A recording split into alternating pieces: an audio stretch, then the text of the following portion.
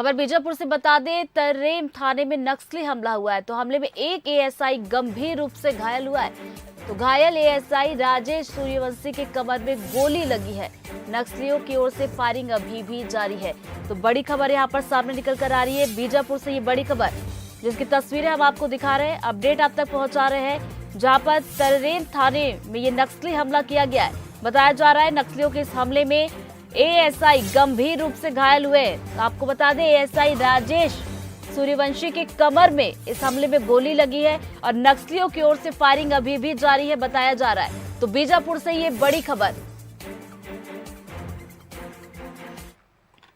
चेतन हमारे साथ इसी खबर पर ज्यादा जानकारी के साथ जुड़ गए। चेतन, जानकारी मिल रही है कि फायरिंग अभी भी जारी है।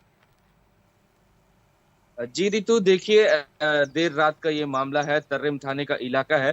तर्रेम से चिन्ना गेलूर की तरफ जो पार्टी थी पुलिस की, वे सर्चिंग के लिए रवाना की गई थी। साथ ही जिस तरीके से रात हो चुकी थी, रात के 7-7:30 बज रहे थे, जिस वक्त नक्सलियों ने का जो जमावड़ा था वहां पर भारी मात्रा में था। साथ ही जब थाने के बाहर कुछ जवानों को नक्सलियों ने देखा और उनके ऊपर फायरिंग चालू कर दी, जिसमें राजेश जो सूर्यवंशी एएसआई है, उनके कमर में गोली लगी। साथ ही उन्हें गोली लगने के बाद जो नक्सली और कंटिन्यूअसली अंधाधुंध फायरिंग करते हुए नजर आए, और साथ ही जिस तरीके से पुलिस ने मुस्तैदी दिखाई और जवानों ने मुस्तैदी दिखाई, उसके बाद जो नक्सली थे वो बैकफुट पे दिखे।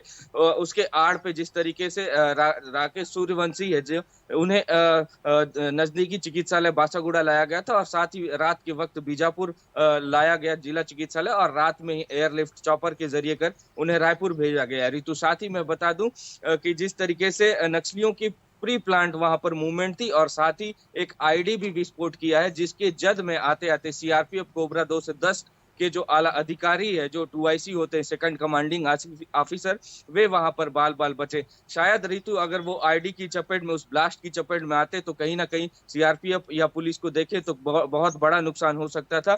कहीं ना बिल्कुल कहीं बहुत बड़ा नुकसान हो सकता था। आपसे ये भी जानकारी जानना चाहेंगे, जो नक्सली हमला हुआ है, कितने नक्सली वहां पर मौजूद थे? क्या महिला नक्सली भी इसमें शामिल थी?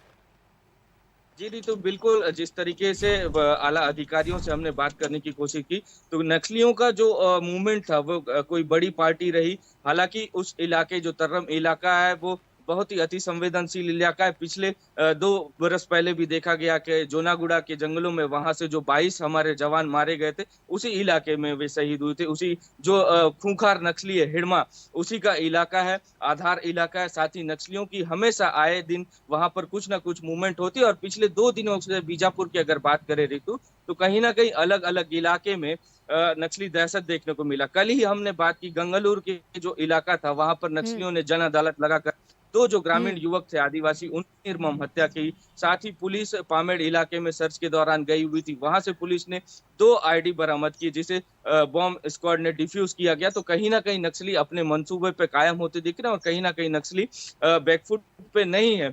तो कहीं ना कहीं एक सवाल भी है कि आखिरकार चुनाव जैसे जैसे नजदीक आते जाते हैं, वैसे वैसे नक्सली मूवमेंट यहाँ पर बढ़ती जाती है। ऋतु जी, बिल्कुल हाल फिलहाल में अगर देखा जाए तो कल जन अदालत लगा के 2 ग्रामीणों की हत्या भी की थी, और अब तर्रेम थाना में नक्सलियों ने हमला भी किया, यानी कि मूवमेंट जो है अब उनका बढ़ता हुआ जा रहा है। बहुत बहुत शुक्रिया आपका जानकारी के लिए।